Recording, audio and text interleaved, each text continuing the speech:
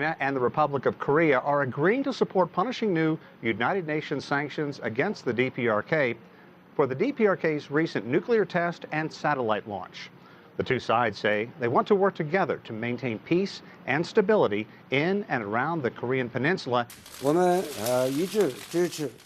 Both China and South Korea have decided to support the new UN Security Council resolution concerning the DPRK's nuclear tests and satellite launches that will be adopted at the Security Council.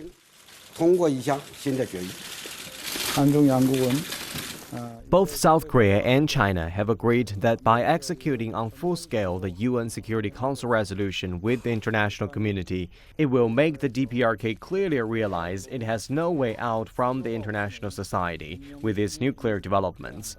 We came together in an opinion that the North thinking and behavior have to change on a qualitative level.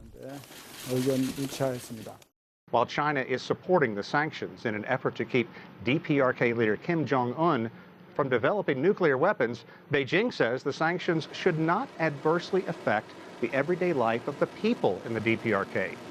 China has maintained sanctions won't resolve the tension and that efforts need to be made to bring Kim Jong-un back to the negotiating table. There are reports that the new sanctions will be a major upgrade in existing penalties, something the United States has sought. The recent tension in the region has united countries in an effort to keep the DPRK from becoming a nuclear power. We still continue to believe that it's important for the international community to react in a robust fashion to the most recent provocations by the North, that it's important that the international community stay unified on a more robust set of measures, and that's what we're hoping is the outcome here. China remains the DPRK's greatest trading partner, accounting for nearly 80% of its imports and exports. The DPRK's early February rocket launch and recent nuclear test have been greeted by global condemnation.